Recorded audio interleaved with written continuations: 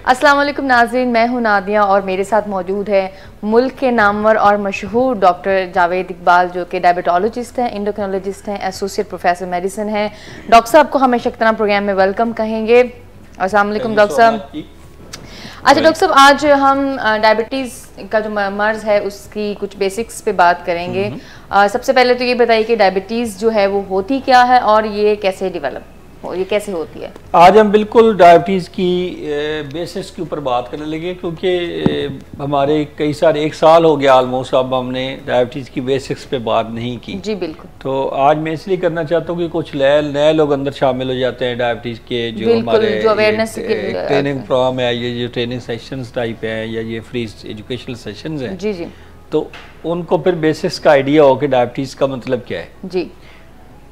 अच्छा, आप अगर अपने जिस्म पे गौर करें तो हमारा जिस्म 2 तरह के निज़ाम के तहत चल रहा होता है। यानी ये जो आप सुबह उठती हैं और नाश्ता कर लेती हैं और आ जाती हैं अपनी जॉब प्लेस पे, इस दौरान आप नाश्ता करके आपका नाश्ता जो है वो जज़ब हो के आपको एनर्जी दे चुका होता है। हाँ जी। लेकिन इसका आपको नहीं पता होता कि ये कहाँ से क्या हुआ है। ऑटो सिस्टम चल रहा होता है।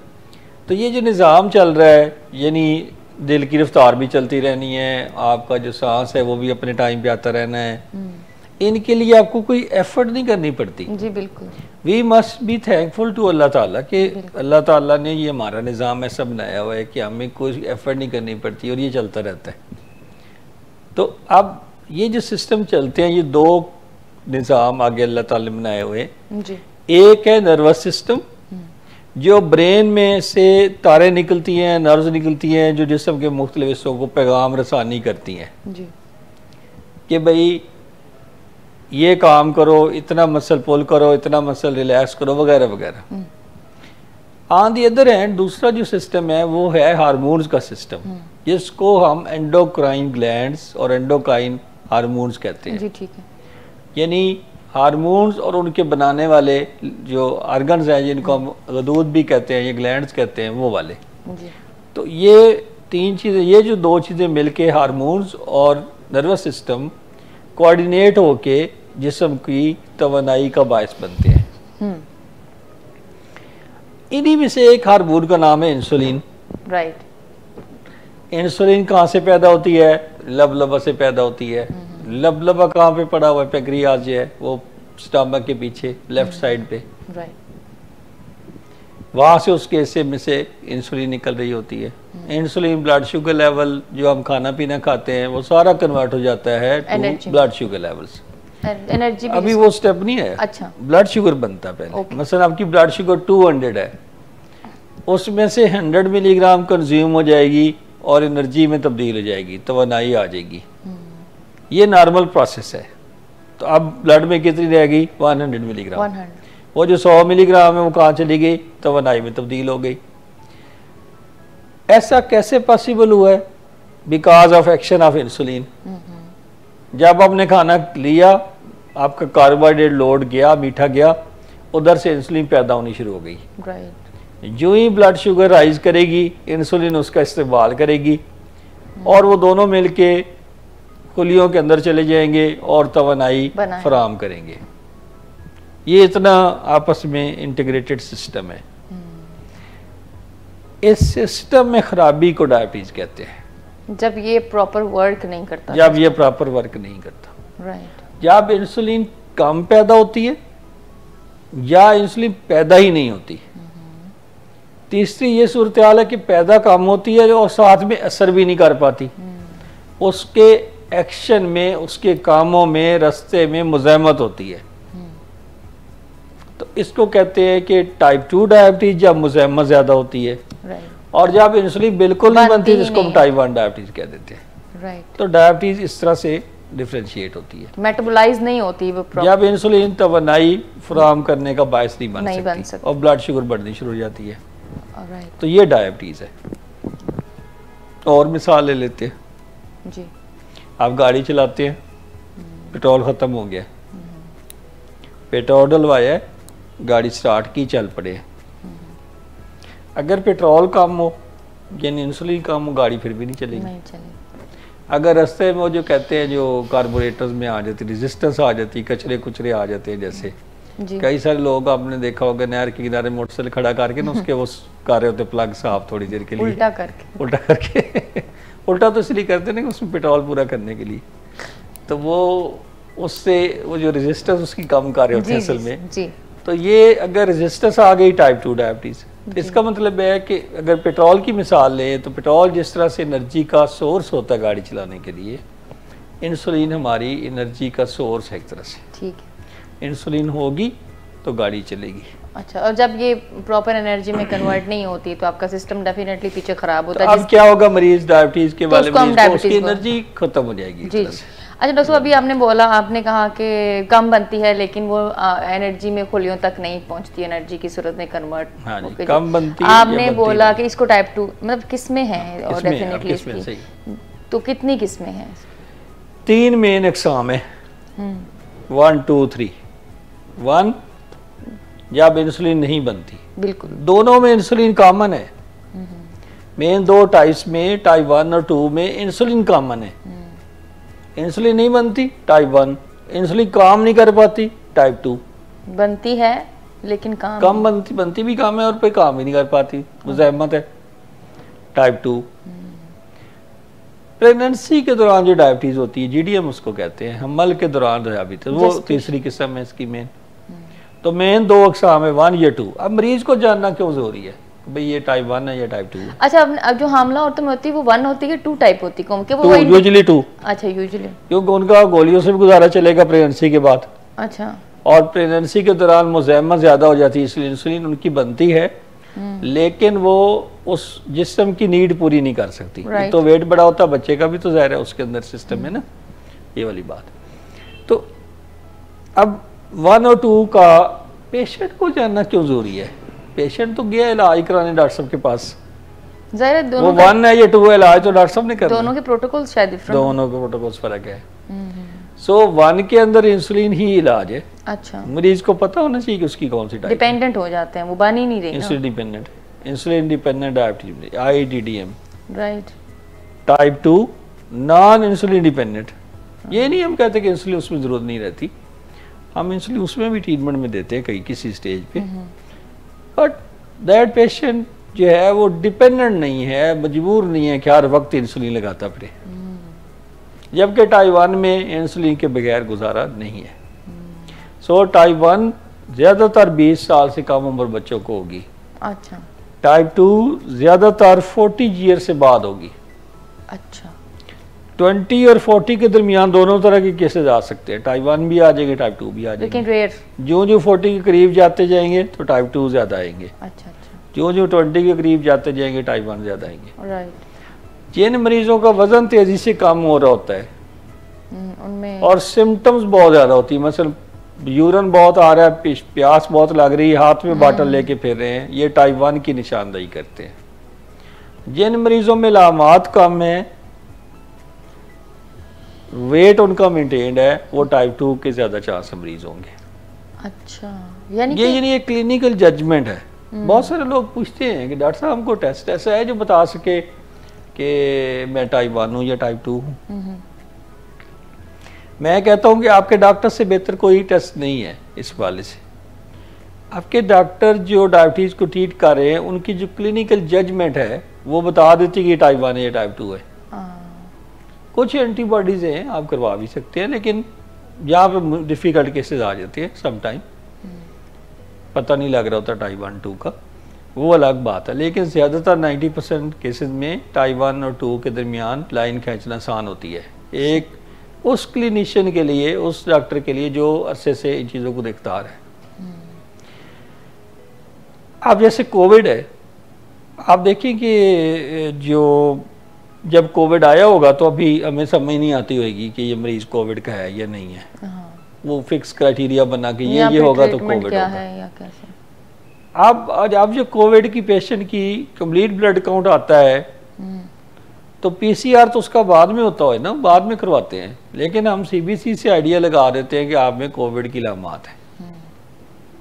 CBC से आइडिया लगा लेते हैं, फिर उस पेशेंट की लामात से आइडिया लगा लेते हैं कि ये कोविड ही होना है। कंफर्मेशन के लिए टेस्ट उसका बाकी कंफर्मेशन है किसी के तो इसकी चेस्ट एक्सरे के पैटर्न से अंदाज़ा लगा लेते हैं। इसी तरह से डायबिटीज़ में जब हम बात करते हैं तो डायबिटीज़ के जो टाइप्स हैं 1 और 2, इनका अंदाज़ा भी हम जो है वो लगा सकते हैं इनकी क्या कहते हैं, जो उनकी अलामात की बेस पे या उनके क्लिनिकल फीचर्स की बेस पे हम अंदाज़ा लगा सकते हैं कि ये टाइप 1 है या टाइप 2 है। ठीक है, अच्छा ये प्रेगनेंसी वाली तो अलग बात होगी, उस पे हम अलग से प्रोग्राम करेंगे ना, वो तो फिर एक अलग टॉपिक। पेशेंट के लिए जानना इसलिए ज़रूरी है कि ट्रीटमेंट के निसार इस पे है। अब टाइप 1 का बच्चा है, उसको इंसुलिन की ज़रूरत है, उसके वालिदैन ने अगर इंसुलिन बंद करा दी तो उस बच्चे को मसला होगा, कीटोएसिडोसिस हो जाएगी, मसला हो जाएगा, बेहोश हो जाएगा। टाइप 2 में टैबलेट्स, डाइट और आपकी स्ट्रेस मैनेजमेंट, लाइफस्टाइल, ये सारा ज़्यादा मैटर करता है। शुरू में यही देते हैं, कई दफ़ा टैबलेट्स दे देते हैं, कई दफ़ा नहीं देते। तो ये डिफ्रेंशिएट करना बहुत ज़रूरी है और पेशेंट के नाले में होना चाहिए कि मुझे कौन सा प्रॉब्लम है। ठीक है, अच्छा चले आगे। डॉक्टर साहब, कुछ मॉडल डायबिटिक्स को मैं जानती हूँ, यहाँ पे शायद नाम लेना मुनासिब नहीं होगा, अगर आप मुनासिब समझे तो। नाम हम नहीं लेते जी, तो किसी जगह कुछ मॉडल डायबिटिक्स होते हैं जो कि एक नॉर्मल, जिनको डायबिटीज़ नहीं होती, नॉर्मल लोगों से भी अच्छी ज़िंदगी गुजार रहे होते हैं, वो क्या करते हैं?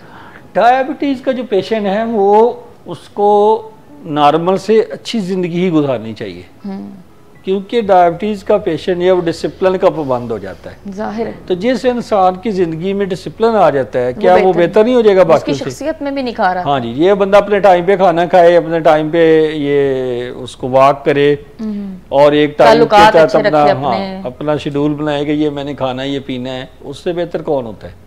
जाहिर है, ऑफिस में टाइम पे जाएगा, ऑफिस से टाइम पे आएगा, टाइम पे सोएगा, ये तो अच्छे बच्चों वाली सारी बातें जो है वो डायबिटिक्स में होती हैं।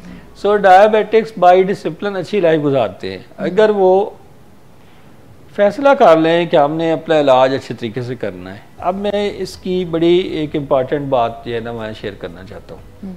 हमारे यहाँ डायबिटीज़ के बहुत सारे मरीज ये सोचते हैं कि डायबिटीज़ का इलाज ये है कि हम लाहौर में जाके या कराची में जाके किसी बड़े प्रोफेसर को या उधर से पेशावर और इस्लामाबाद कर लें, को बड़ा ही नामी ग्रामी डॉक्टर हो, जैसे नीचे भी कई डॉक्टर ऐसे जैसे आप हैं। नहीं, मैं उसमें नहीं आता, मैं तो आज सब बंदा हूँ, तो आज जैसा डॉक्टर हूँ और जो है नॉर्मल किस्म का, एवरेज किस्म का डॉक्टर हूँ। तो बात यह है कि इस तरह के कई नाम है, मैं नाम यहाँ पे वैसी बात वही वाली नाम नहीं लेना चाहिए, किसी एक का लेंगे तो दूसरा नाराज होएगा कि तो मैं आता था इसमें। तो नामी ग्रामी डॉक्टर को आप जाके दिखा के और घर चले जाए, उसके बाद नुस्खा संभाल के रखे ना रखे, उस पर अमल करे ना करे वो कोई बात। 3-4 महीने बाद फिर 2-4 लोगों ने कहा भाई यार इलाज करवा लो अपना, फिर गए लाहौर जी, गाड़ी खड़ी की बाहर कहीं पे किसी बड़े हॉस्पिटल के सामने जाके बड़े से डॉक्टर साहब को दिखाया और वापस चले गए। ये डॉक्टर साहब को दिखाया हूँ, देखे कोई मसला ही नहीं है। जब पेचीदगी होएगी तो फिर प्रॉब्लम्स आएंगी, फिर बड़े अस्पताल में दाखिल हो जाएंगे। बात ये है कि ये कोई ट्रीटमेंट नहीं है। ट्रीटमेंट ये है कि आप फर्स्ट डे पे फैसला कर लें कि मैंने कौन से काम करने हैं और मेरे डॉक्टर ने कौन से काम करने हैं। बेस्ट जो कंसल्टेशन होती है वो क्या होती है भला आप बताएं? बेस्ट कंसल्टेशन यही होती है कि जो एक ड्राइविंग सीट पे जो है वो डॉक्टर को होना चाहिए कि आपको वो गाइड करे कि आपने कैसे करना, और ये फैसला हो जाए कि भाई आप डॉक्टर कौन है और मरीज कौन है। आपने जो बात की है बेस्ट कंसल्टेशन उल्ट की है। मैंने उलट की है? हाँ। नहीं, मशवरे की कंसल्टेशन की बात हो रही है। कंसल्टेशन की बात मैं भी कर रहा हूं। कंसल्टेशन के बाद क्या करना है वो मरीज की जिम्मेदारी है। ना ना ना, ये बड़ी इंपॉर्टेंट बात है। कैसे भला? एक तो आपने मेरी बात शायद पहले फॉलो की कभी। बेस्ट कंसल्टेशन वो होती है, बेस्ट कंसल्टेशन वो होती है जिसमें डॉक्टर और मरीज के दरमियान मुकालमा उस वक्त तक जारी रहे जब तक ये डिसाइड, जब तक ये तय ना हो जाए कि मरीज के करने के कौन से काम है और डॉक्टर के करने से कौन से काम है। ये बात आपने मैंने बात पहले की है ना। मुझे तो बेस्ट वो कंसल्टेशन है। 1 सेकंड ये है कि जितनी भी ट्रीटमेंट है डायबिटीज की, उसका जो कप्तान है वो खुद पेशेंट है। बाकी सारे लोग सोशल काउंसलर, डाइटिशियन, आपकी जो फिजियोथेरेपिस्ट है, आपका डायबिटोलॉजिस्ट है, आपका साइकोलॉजिस्ट, ये सारे के सारे उसके मुझे ये लगता है इससे मेंबर हैं कि doctor must have an authority कहेंगे या क्या, मस्ट हैव द पावर। उसको ये पता होना चाहिए कि उसकी ड्यूटी क्या है, उसको ये डर नहीं होना चाहिए कि मैं मरीज को अगर अच्छा डॉक्टर कौन सा होता है, ये भी एक बात बड़ी इंपॉर्टेंट है। अच्छा डॉक्टर वो होगा जिसने में ये क्रिज्मा हो कि वो अपनी बात मनवा ले, कन्विंस कर ले। मैं ये कहना चाह रही थी। हाँ। तो ये that is a part of best consultation कि आपको पता हो कि आप मरीज को क्या बता रहे हैं और आपको ये खौफ ना हो कि I will lose the patient. हाँ, डॉक्टर अच्छा वो है जो गर्दन में सरिया फिट ना करवाए और बात करे खुल डुल के करे कि जी ये बातें हैं, इन पे अमल करना है तो आपने ठीक होना, नहीं करना तो फिर आपने सही नहीं होना। क्लियर कर दे। दैट इज बेसिकली द कई सारे हमारे सीनियर डॉक्टर अल्लाह ताला जो है कुछ है कुछ चले गए, अल्लाह ताला को जन्नत दे, वो पेपर पे लिख देते थे कि ये करना जरूरी, अगर नहीं करोगे तो ये होगा, रेड कलम से, और ये बहुत जरूरी है। अच्छा लिखने की अपनी है, मतलब अगर मैं कहता हूँ कि आप 30 मिनट वॉक करें, इसका इम्पैक्ट वो नहीं है। अगर मैं एक छपा हुआ पेपर दे देता हूँ कि 30 मिनट वॉक किया करें, ये चीजें ना खाया करें, उसकी ज्यादा उसका इम्पैक्ट भी उतना नहीं है। फिर अपने कलम से जो सामने लिखोगे ना उसका इम्पैक्ट बहुत है। अच्छा मैं अभी भी देखे मेरे पास भी प्रिंटेड चार्ट्स हैं, कई दफा मैं खुद लिखता हूँ कि अच्छा ये चीजें मना है, 30 मिनट वॉक करें, 8 घंटे अपनी नींद पूरी करें और अपनी स्ट्रेस को मैं नहीं करना सीखें। यानी कि आप पेशेंट को पूरा टाइम देते हैं, यानी हाथ से बैठ के लिखना और लिखना पड़ता है। टाइम देखिए अपने हाथ से जब लिखते हैं ना तो पेशेंट को आप ओन कर रहे होते हैं, इन्वॉल्वमेंट। मैं ये सब तो मतलब ये मेरे पुराने ख्यालात हैं, मैं ये नहीं कहता कि मैं कोई वेरी गुड आइडिया, पेशेंट को पता लगता है बहुत सही बातें कर रहा हूँ। अब तो लोग कंप्यूटराइज किस्म की बातें करने लग गए हैं ना, सारी की उसी में से निकालो और दे दो। तो मेरी अपनी असेसमेंट ये है कि पेशेंट को जब आप छपा पेपर देते हैं कि ये खाना ये नहीं खाना, वो घर जाकर उसको रख देता बस, और वही इतना कौन वक्त करे यार। लेकिन अगर आप उससे 1 to 1 बात कर लेते हैं कि ये खाना ये नहीं खाना और लिख के दे देते हैं अपने हाथ से, तो वो आप जब बोल रहे होंगे तो वो भी तो सुन रहा होगा ना। कॉन्सिक्वेंसेस शेयर करने चाहिए मरीज के साथ कि अगर आप नहीं करेंगे तो ये हो सकता है। 8 चीजें अगर आप करें, जब आपको डायबिटीज हो तो आपकी शुगर बेहतर मैनेज होगी। अच्छा। कौन कौन सी 8 चीजें? नंबर 1, मेक ए गोल्स बैठ के बनाएं कि मैंने अपना फास्टिंग शुगर कितना रखना है, 110 से नीचे रखना है, खाने के 2 घंटे बाद कितनी रखनी है, 140 से कम रखनी है, मैंने 3 महीने वाला अपना टेस्ट ब्लड शुगर का कितना रखना है, जी मैंने 6 रखना है। आई लैंग्वेज HbA1c हीमोग्लोबिन A1c है कि मैंने ये काम हाँ मैंने ये करना है, अपने सामने गोल्स लिखे हैं अपने। ब्लड प्रेशर मैंने कितना रखना है, 130/80। मैंने कोलेस्ट्रॉल कितना रखना है, मैंने बुरे वाला कोलेस्ट्रॉल 100 पे रखना है, LDL जो है, ठीक है। ये आपके पहले नंबर 1 गोल सेट कर लें अपने। नंबर 2, अपनी डाइट प्लानिंग करें। मैंने कहा डाइट प्लानिंग करें, मैंने ये नहीं कहा कि डाइट सेट करें। प्लानिंग ये है कि आपने कैलोरीज अपनी काउंट की, आपने देखा मैं क्या खाता हूँ, उनकी कैलोरीज क्या, उनमें से कमी क्या करनी, क्या मुझे वेट रिड्यूस करने की जरूरत है या नहीं है, 6% वेट लूज करना है या नहीं करना, जरूरी है कि नहीं, BMI कितना है, हाँ। ये सारा अपना हिसाब किताब कर लें और उस हिसाब से अपना खाया पिया करें। Treat yourself like an organisation. हाँ एकदम बैठ के। इसके बाद आप आ जाएं कि जी स्ट्रेस कैसे मैनेज हो सकती है। बहुत सारे लोग कहते हैं स्ट्रेस तो मैनेज नहीं हो सकती, आप क्या बातें करते हैं डॉक्टर साहब, आपको स्ट्रेस नहीं होती। मुझे भी होती, मैं कब कहता हूँ मुझे नहीं होती, लेकिन क्या पॉजिटिव स्ट्रेस होनी चाहिए या नेगेटिव? अगर नेगेटिव नहीं होनी चाहिए। नेगेटिव भी हो तो नहीं, स्ट्रेसेस तो हैं लाइफ में, लेकिन आपको स्किल आनी चाहिए। आपने मैनेज करनी है ना अपनी स्ट्रेस। अगर आप जिस चीज से डिस्टर्ब हो रहे हैं, आप एक काम, अगर आप हर चीज अपने हाथ में लेने के आदी है ना, फिर आपका अल्लाह याफज है, फिर आपको स्ट्रेस ही होगी। और अगर आप अपनी जिम्मेदारियां बांटना चाहते हैं लोगों में, जूनियर्स में, तो आप बेहतर फील करेंगे। और फिर सर मेरा ख्याल है बेस्ट ऑफिसर कौन होता है? चले, बेस्ट ऑफिसर कौन होता है? जो अपने हिस्से के काम अच्छे तरीके से करता है और बाकी रिजल्ट अल्लाह पे छोड़ देता है। या बेस्ट ऑफिसर वो होता है जिसके मेज पे फाइलें नहीं होती पेंडिंग। मैंने क्या बोला? जो अपना हिस्से का काम, ये शाबाश, ठीक है, नजर भी आपने सही कहा, वेरी गुड। जो अपने तो यानी अपने मेज पे वो फाइलें इकट्ठी नहीं करने देता। इवन ये नहीं करता कि जो बंदा आया उसको कहे कि हाँ इतने फाइल रख दिया, मैं बाद में फैसला कर लूंगा, ये गलत बात है। इवन कहते हैं कि जो लेट आवर्स ड्यूटीज करते हैं ना लोग, वो नालायक होते हैं, क्योंकि वो अपना दिन का टाइम तो कहीं शायद गप्पों में या लेट आने में की वजह से। So stress management. फिर आ गई जी कि आपकी एक्सरसाइज आपकी कितनी आपने करनी है। 30 minute walk per day recommended है, डेली करें। हफ्ते में 1-2 छुट्टियां भी कर लें, बट वॉक करें सही। 30 minute day, 150 minutes per week, ये मस्ट है। इसके बाद स्लीप, आप अपनी नींद का पीरियड बनाएं 7 to 8 आवर्स। अगर आप अपनी नींद पूरी करते हैं, स्ट्रेस लेवल भी कम होगा, आपकी ब्लड शुगर लेवल भी बेहतर आएगी। और अपने स्लीप डिसऑर्डर्स को भी पहचाने। कुछ लोगों को हैवी किस्म की स्नोरिंग की आदत होती है, खराटे ले रहे होते रात को, दिन को फ्रेश नहीं होते। हाँ, वो वाली बात।